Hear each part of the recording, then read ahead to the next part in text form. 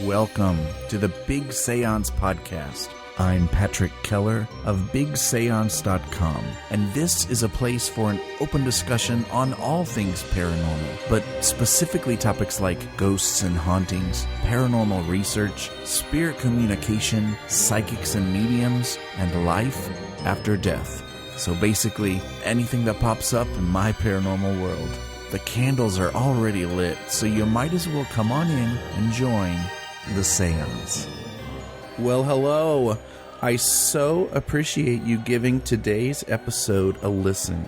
Whether you're tuning in from your car on the way to work, your podcast app on your phone, in front of your computer, from iTunes, from Stitcher, or maybe you're listening directly from BigSeance.com. Well, wherever you're listening from, thank you for joining us at the table today. It's episode 10, and I'm very honored to have another psychic, medium, and author joining us. Today we talk to Janice Carlson, author of Soul Sensing, How to Communicate with Your Dead Loved Ones. And I want to quickly mention that you'll want to make sure to stick with us to the end of the show today, because one lucky listener will have the opportunity, thanks to the generosity of our guest, to win a copy of the book, Soul Sensing. It's the first official giveaway for the Big Seance Podcast. Yay! So I'm so very excited about that. But we'll talk more about that a little later. Ms. Carlson, before I read your bio, why don't I give you the opportunity to say hello to our listeners? Hello, everyone. I'm so excited to be chatting with you today. Thanks. Janice Carlson holds a Bachelor of Science degree in Communications and Secondary Education. After years spent as an advertising copywriter, she authored over a dozen novels and novellas released by New York publishers under her fiction writing pen name, Ashland Price. Then, in 1992, Janice accidentally discovered her ability to communicate with the dead. Since that time, she has done thousands of professional afterlife communications for clients throughout the United States with a money-back guarantee of contact. Janice, one of my nerdy passions, and we actually just talked about it a little bit a few minutes ago, as most of my listeners know, is reading and learning about all types of spirit or afterlife communication, and it's something I take very seriously when I experiment responsibly with different tools and divination, or with things like EVP. And I'm not always the most successful at making contact or validating that I'm communicating with spirit. And I think your book has kind of given me some great tips to be more open and receptive to communication. But as part of the introduction to your book, Soul Sensing, you made a statement that I was very happy to see, and it is something that I very much agree with. You said, quote, "I know some people in religions claim to fear afterlife communications because of the possibility of evil spirits slipping through in the process. But I say, why let a few bad apples spoil this heavenly gift of connection for us all?" Unquote. Can you tell us more about this and what, went into forming this opinion? Well, unfortunately, I had two parents who died by the time I was 10 years old. So I always say I got hardwired to heaven, the other side. And I felt them guiding me. I felt them giving me messages in my head. And I felt they were still very much a part of my life, even though they both died when I was quite young. My mother died. My biological mother died when I was just a few weeks old. And I had been given up for adoption, and then my adoptive father died when I was 10 of lung cancer. And so I thought for a long time, death was sort of my enemy. I just avoided any movies that dealt with death. To this day, I really don't like sad movies that end in death. And it was a problem for me. It was really kind of my nemesis. And then I started to realize that if these two souls had continued on in my life the way they had, that it probably was happening to other people. And I knew I could communicate with them, but I didn't realize I could communicate with other people's dead loved ones. And that was something that I talk about in the first chapter of my book, how I came to realize I was more than just connected to my mother and father. I was also a medium. But I think we all have that ability, and our deceased loved ones and pets do try to communicate with us. And it's a shame to miss their messages because we're ignorant to them, that we aren't aware of what they mean or their significance. So they're very often, what we do is we write them off as our imagination, or it was just a coincidence, and that kind of thing. And that's really a shame, because it takes great energy, psychic energy, for them to bring messages through. And I just hate to see people miss that or disregard it. I mean, you've had a lot of things go on that a lot of us haven't had to deal with. Like you say you've been struck by lightning? I have, yeah. Wow. Yeah. It was, and I was in my home, and I'm not a tall person. I'm only 5'1". I'm the shortest adult on my block. And by lightning in my house, But it was kind of a freak thing with years ago with a window air conditioner and we had, at the time, high water tables here. And I think that some poplar trees there attracted the lightning and brought it down through the window air conditioner. Then it shot across the hall from my office into my bedroom and struck me in front of my husband. So at least I had a witness to this crazy. Oh, my gosh. I cannot imagine. Yeah, and it didn't hurt me because I was grounded in a way that it didn't burn me or anything, but it went into one hand and then up my arm and across my shoulder blade, across my clavicle bone down the other arm. So it does follow your skeleton when it runs through you. And the only thing I can say is that it threw me up against the closet door, and then for a few days later you kind of tingle from it. Wow. Yeah. So it's almost like when you're walking around in big fuzzy slippers or something and you get one of those static shocks from a light switch, but it was probably 10 times stronger than that. So it was one of those lightning strikes where I lived to tell and was not burned by it and stuff. They're quite serious, but I think they also are known to kind of enhance psychic ability and other things. I think they kind of mess with your electrical systems in your body. Well, and we're glad that it did, even though we're sorry that you had to go through it. Yeah. So Janice, what are the most common signs of spirit visitation?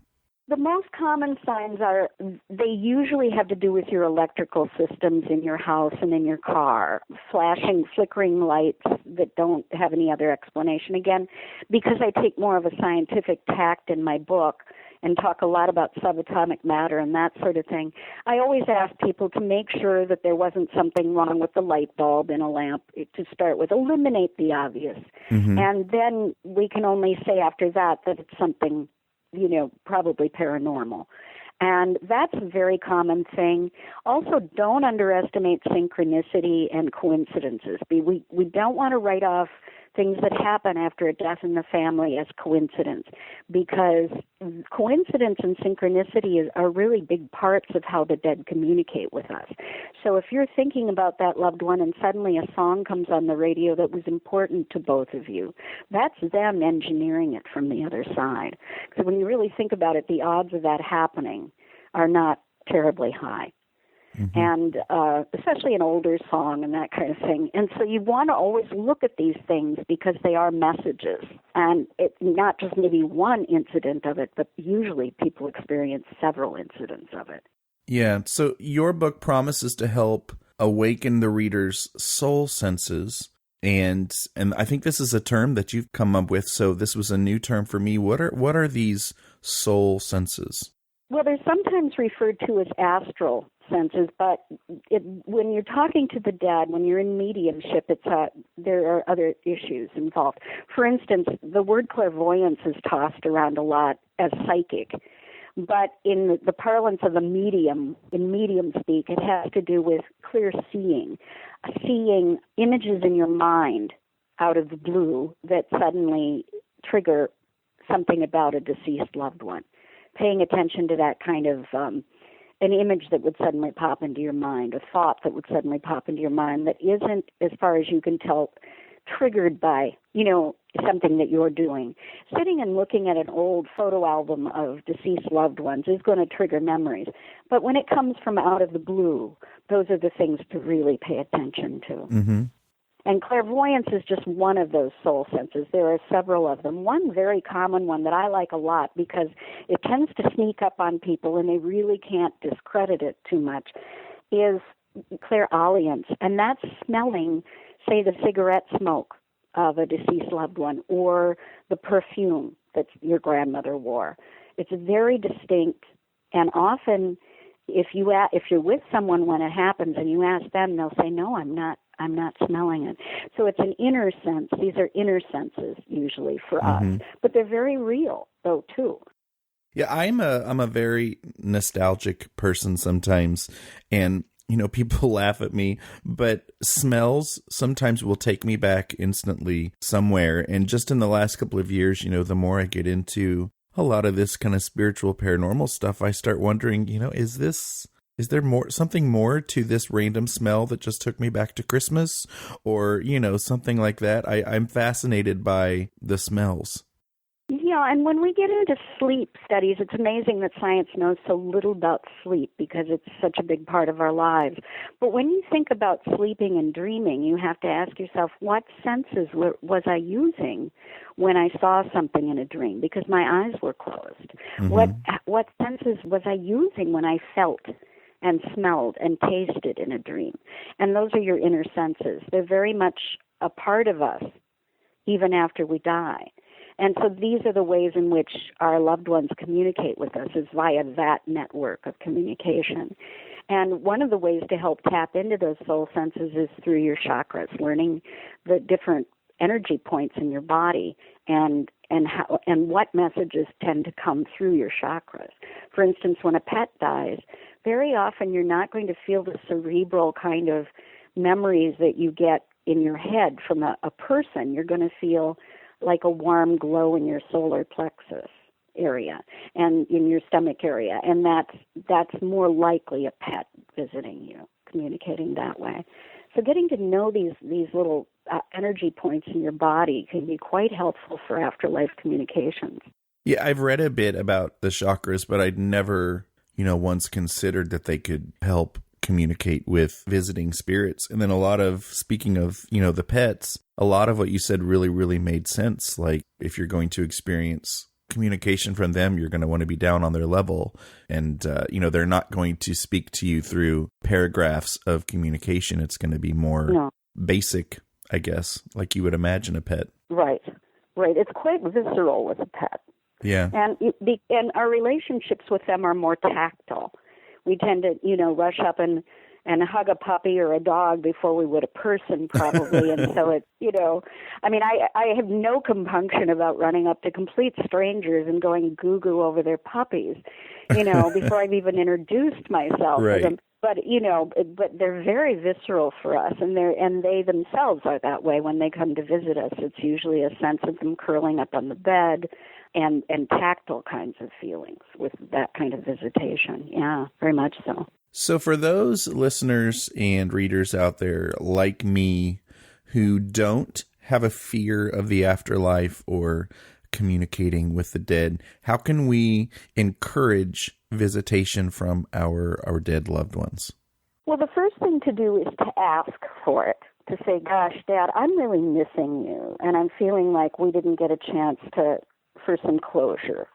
And before you died. This often happens to people. I do a lot of sessions by phone with people all over the country, and one of the problems is when they didn't get to a deathbed before someone died or to the hospital before someone died.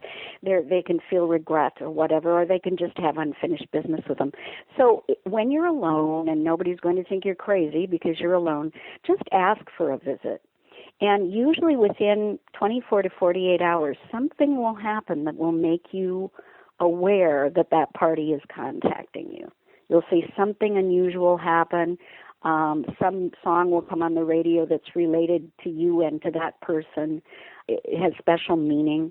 And so pay attention to the signs once they do come. Because I always ask people, how long would you knock on someone's door or call them if they didn't answer? Mm-hmm. And that's what happens between the living and the dead, is that we are kind of taught not to communicate with them or to be afraid or whatever, and not to be attentive to this stuff, but to shrug it off as coincidence or our imaginations.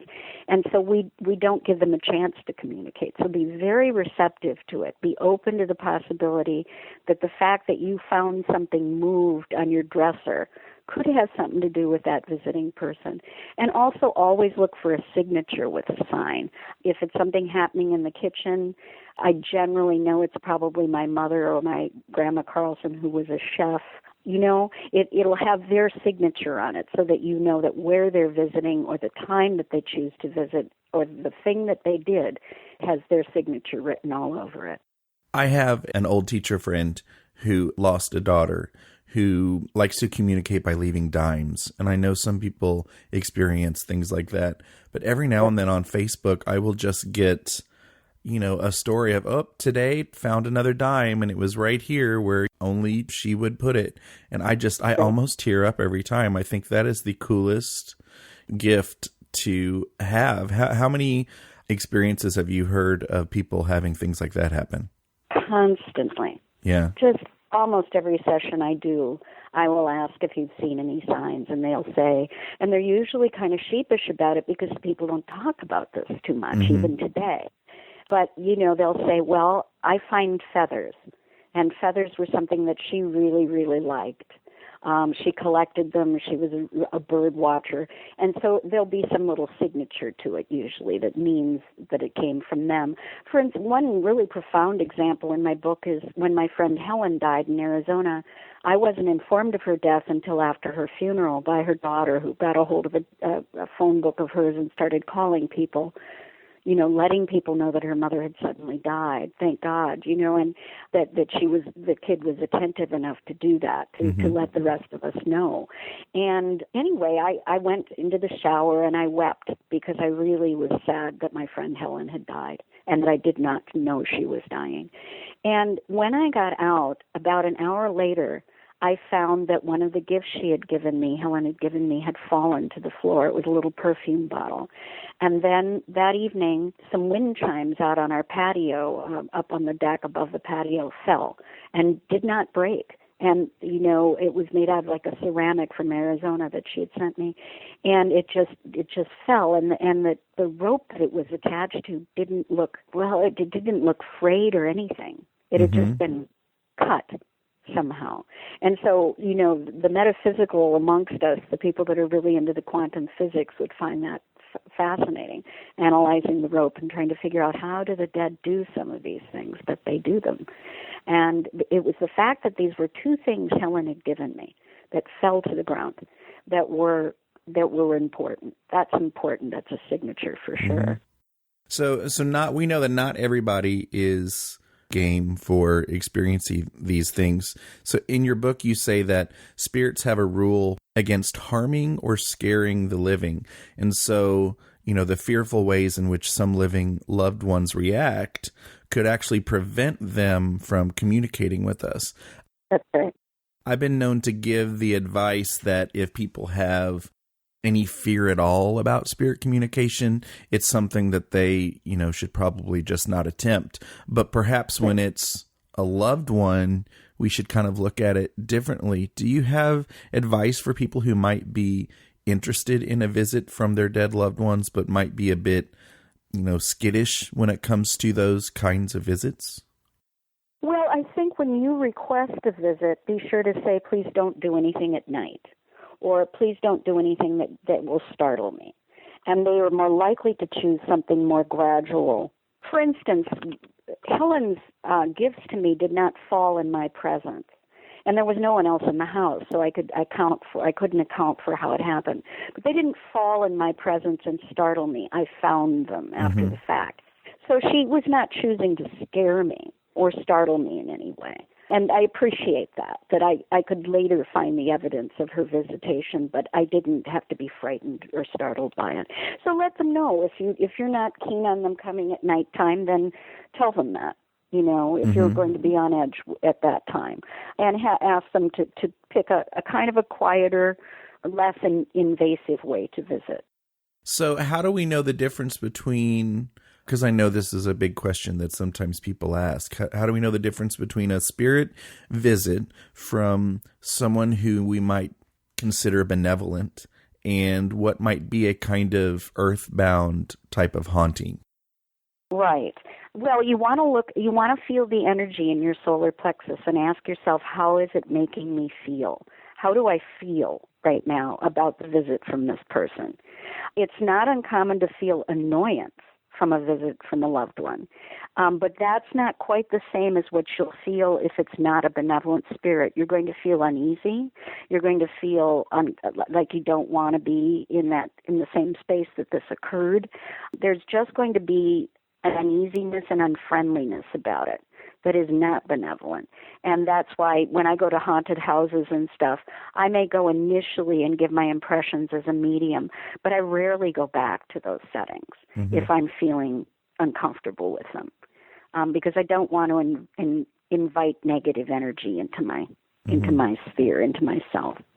And so you can certainly seal your aura, clean and seal your aura. That exercise is given in the book. If there's been a death in the family, and often what will happen in families is there will be channeling behavior, and that is that the loved one will come through a living person and begin to bring through phrases, characteristics of themselves. For instance, in Chapter 2 of my book, I believe it's Chapter 2, there's a death of someone named Greg Clares, and he died suddenly at the age of 24, having been stabbed as working as a bouncer. And what happened was that right after his death, the day after his death, the family was gathered for Christmas.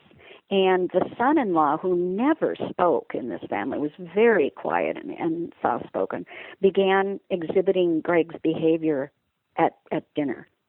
Wow. And it's very interesting that he chose dinner when everybody was assembled and had their iPhones shut off and all of their stuff, their texting shut off and everything. He had their attention, and he came through that brother-in-law and started telling jokes and, being Greg. And it was channeling behavior. And everyone was kind of taken aback because, again, it was characteristic of Greg, but it was coming out of the mouth of somebody who rarely spoke.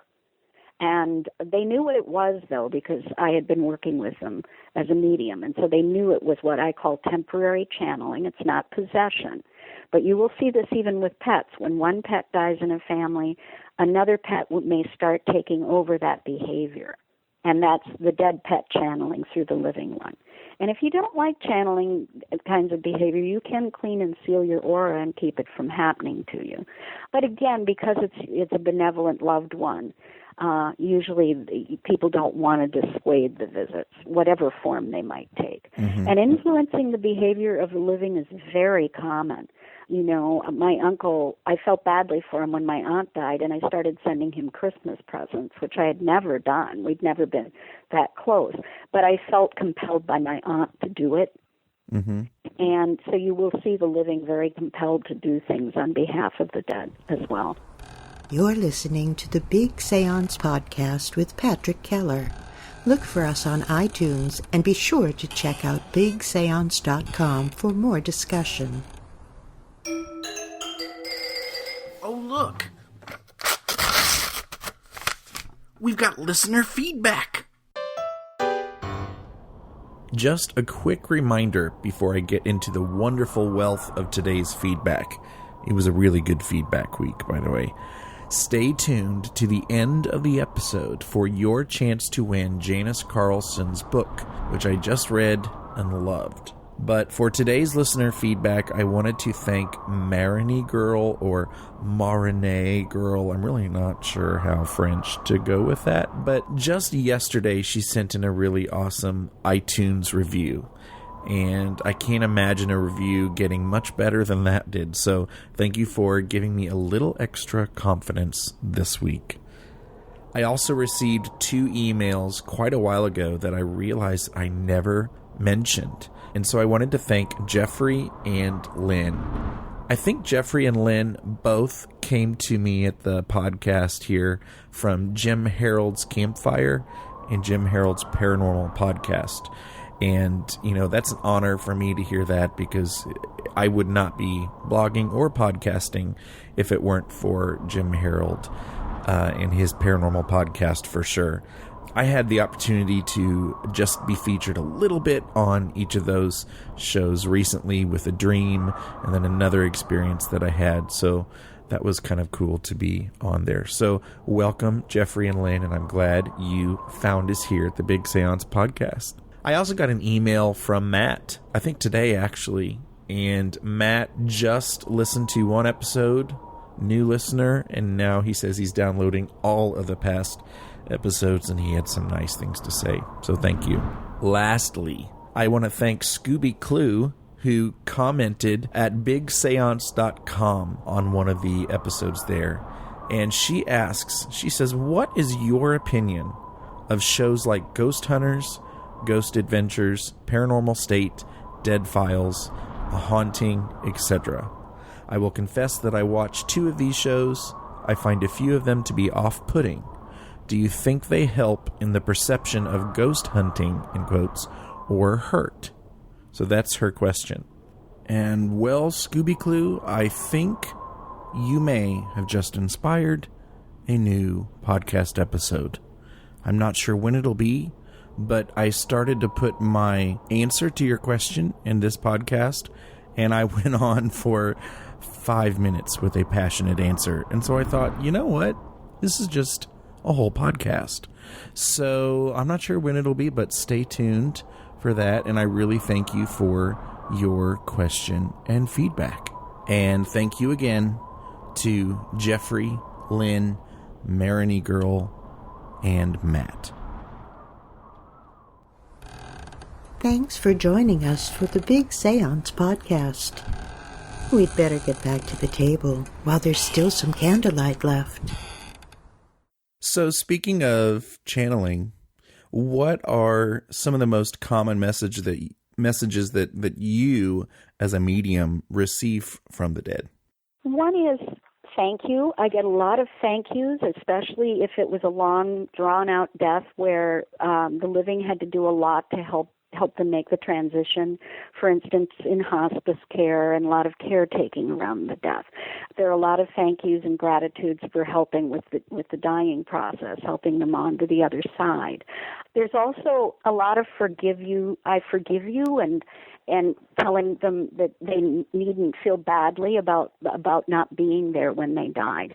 The dead have a vantage point that we don't. So after they die, they can see that you were rushing to get to the hospital or that you missed the plane to get to them before they died, and they're giving you forgiveness for that, so you can forgive yourself for it, for whatever may have gone wrong at that time. Perhaps you had unfinished business and hadn't made amends between you. So there's a lot of forgiveness messages. And a very common one, and it's very much in our human nature, is to say, I may be dead, but I'm not dead. In other words, my spirit lives on. I am still a going concern. I still pay attention to my grandchildren. I still know what's going on in your life, and I care about it. I care what happens to you. So you see a lot of those kind of messages coming through, too. And the dead can be quite useful for us. I mean, they can be very helpful in our lives, giving us warnings about don't go there today because there may be a dangerous situation. They're often warning us about situations. I have one client I read for regularly, and I remember her husband warning her, if you go to the block party or the block picnic this week, don't eat the potato salad. And that was during a medium session, and I said, don't eat the potato salad. They didn't, and they were the only ones that didn't get sick. Oh, my gosh. Yeah, so I mean, the dead really look out for us a lot of times. They are, in essence, acting as angels and guardians for us. And so it's really a good idea to stay in touch with them. They're a really nice link to heaven for most of us. Mm-hmm. How often do you get like a mix of messages where maybe it's for a client or something that you haven't met yet and you can't really pinpoint who these messages come from? That seems to me like that would be quite confusing to get these a lot. Well, it is confusing, and if it's really feeling strong, I will go write them down in a little notebook, and sooner or later, and usually within a week or two, someone will call, and I'll say, this is what I got, and I don't know if it's a message for you, but the person I'm seeing has red hair. He had an office where he had paintings of ships on the sea. Is this your relative? And, often that we will find the person who's connected to said spirit.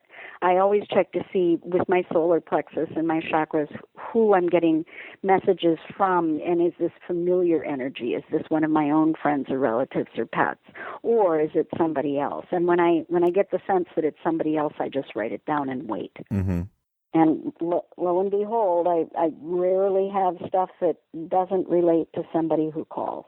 Yeah. So once again, I giant nerd on, all kinds of spirit communication tools or divination and stuff. But there are a few places in your book where you discuss pendulums as a form of communication with the afterlife. And I must say, I've been lacking in my knowledge of pendulums, and I'm surprised that it hasn't really come up for me before.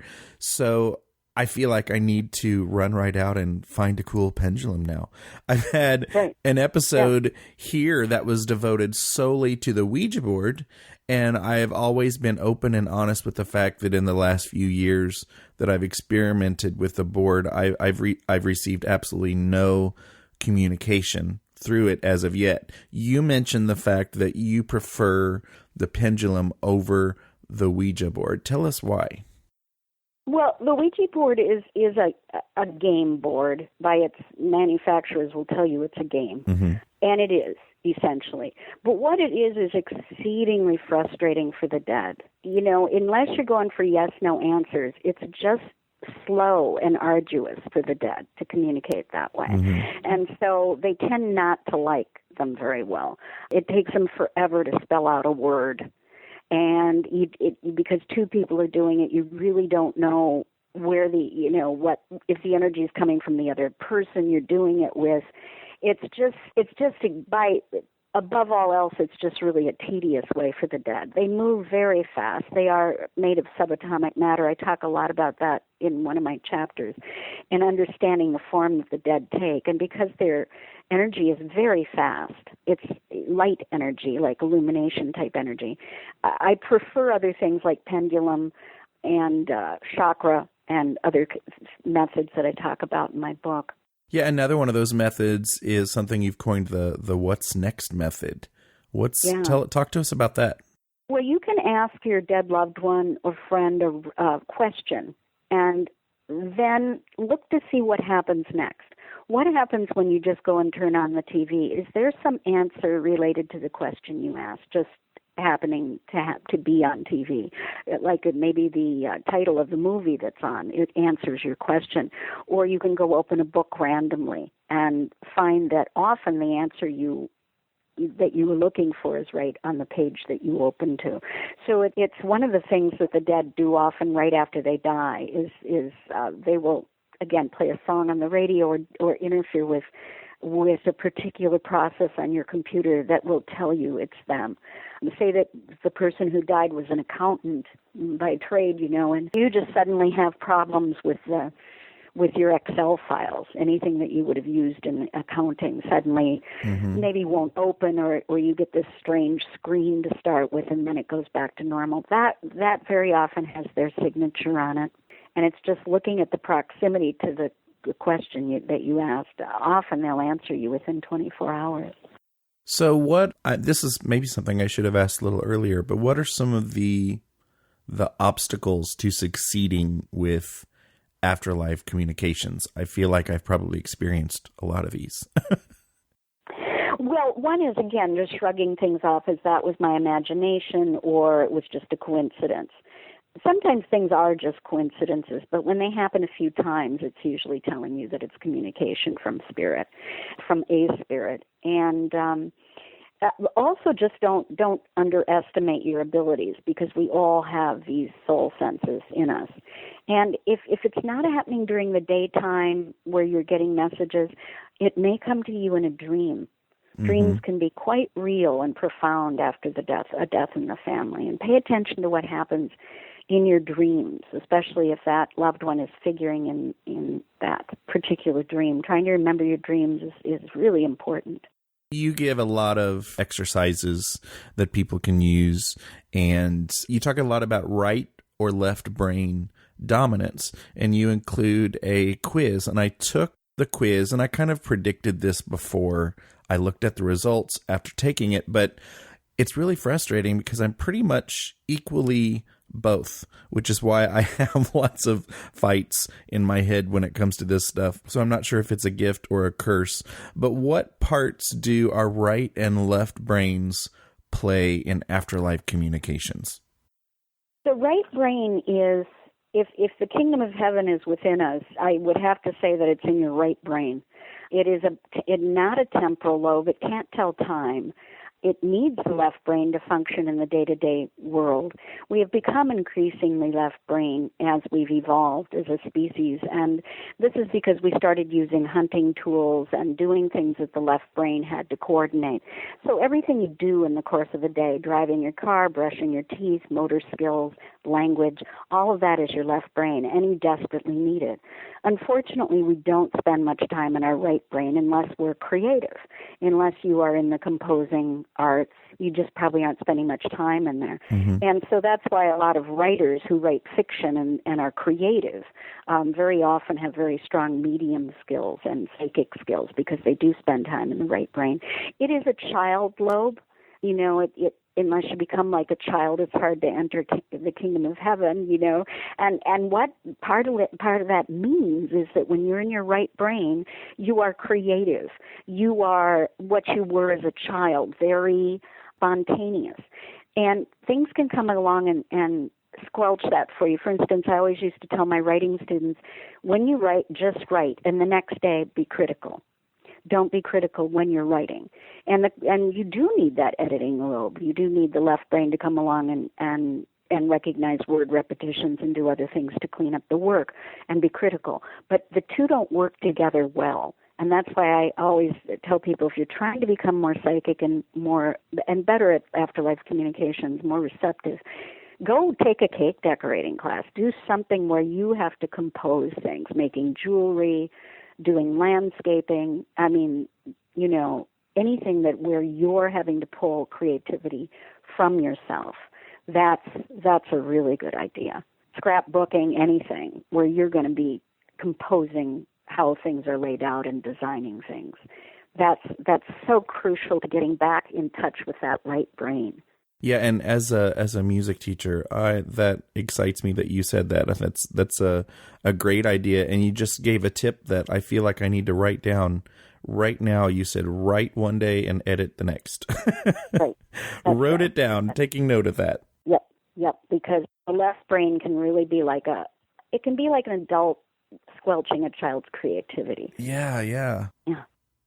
So we're going to talk about our little contest that I think is cool in just a minute, but I have one last question that is somewhat unrelated to your book, but it's something I'm very interested in learning about, and it was actually your friend Amy Wilder who brought this to my attention. Can you tell us about the very special column that you helped to write for Fate magazine? Well, what I've been doing is helping to get the owner of Fate magazine in touch with David Godwin, who used to be one of the owners of Fate magazine. He died a couple years ago, and just bringing through messages from David.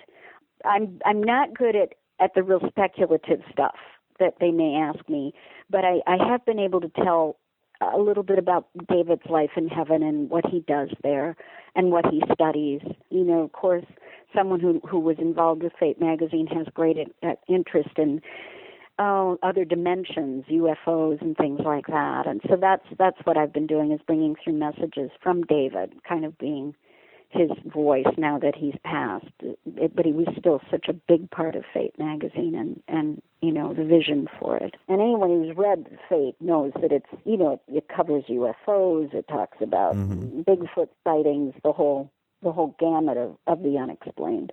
So how did that come about? Did he just approach you from the afterlife and give you this idea? How did that happen?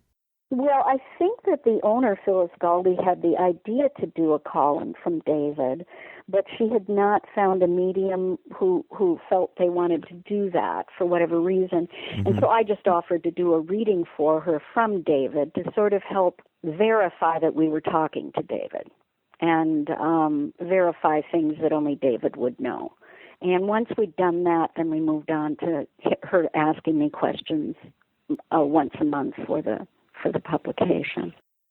Well, that's very cool, and that's something I'm going to check out. So I'm speaking to my listeners. I promised you at the beginning of the show that there would be an opportunity to win a copy of Janice's book, Soul Sensing. In the book, Janice includes a few psychic exercises for readers to try. So today, Janice has agreed to help us have a little fun with our own exercise, and specifically a remote viewing exercise. Janice, would you like to introduce this exercise, or do you want me to introduce this exercise? Well, I'm just going to say that there is a pet in my household that I am going to be conveying over the airwaves, over the podcast waves to your listeners, what he looks like and the details about him, and see how much you can get about him from me. I do have those kinds of psychic experience, exercises in my book, Soul Sensing, and they just help people kind of develop their psychic abilities. And so I'm very close to this particular pet, and I kind of call him a Velcro pet because he's very attached to me. So I'm hoping they can get some specifics about him that I'm sending out to you, like what color he is and so forth and so on, this particular pet. I won't say too much. I'm so excited about this. So call in. Here's how you can do it, folks. Call in on the new feedback line, which you've heard me talk about recently, which is 7755 Tell Me, or you can click the record voice feedback link if you're in the show notes at bigseance.com, or you could just, simply send me an email. And when you do call or write, you'll have to make sure, I at least have a number or an email to contact you to get a mailing address in the case that, you are the winner. But your assignment is to describe Janice's pet as accurately as possible, any descriptors that you have, and the first responder to most accurately describe this pet will win a copy of Soul Sensing, courtesy of Janice Carlson. So, and I guess I'll just kind of forward these descriptions to her, and, I'll kind of timestamp them.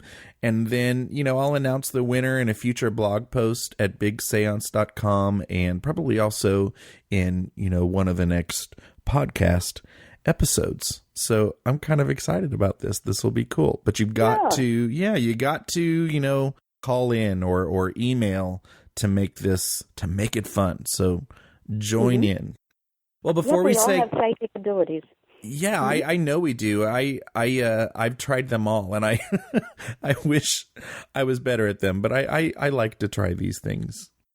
Before we say goodbye, Ms. Carlson, can you give us information on where we can find more information about yourself or the book? And I'll include it in the show notes and throw in anything else you feel like you didn't really get a chance to talk about today. Well, I do want to say that the San Francisco Book Review gave it a 4-star review, which is really quite an honor for this book. And it's very much a how-to. If you're looking for something that really helps you open up your portals to the other world and your loved ones there. And you can go to my website, JaniceCarlson.com. That's JANICE, Carlson, CARLSON.com. To buy a copy of the book, an autographed copy, you can go to Amazon.com. You can ask at your local bookstore, and they'll get one from one of the national distributors for you. And you just go take a look at the site and see what's going on and some of the activities and teaching classes and other things that are going on. Also, I do blog, and I blog about other people in my field that I find are really fascinating and helpful. In psychic work and astrology, a wide variety of practitioners that are really, really cool to write about. I will definitely have to check that out. I have loved your book, And it has been an absolute honor having the opportunity to talk to you today. So thank you. Well, thank you, Patrick. It's been a pleasure and an honor for me. Oh, I appreciate that. You rock. Thank you. For show notes, including links to anything we may have mentioned in this episode, visit bigseance.com, now the home of both the blog and the podcast. Just click on the Big Seance Podcast logo or find it in the menu. You can also find and subscribe to the show on iTunes and Stitcher. Do you have any comments or feedback? Please contact me at patrick@bigseance.com. You can call my feedback line at 7755-TELL-ME. That's 775-583-5563. You can also record audio feedback right from the site using the SpeakPipe link included in the show notes. I could decide to include your voice in a future show. Thank you so much for listening and reading. Unfortunately, it's time to blow the candles out, but we'll see you and light them again next time.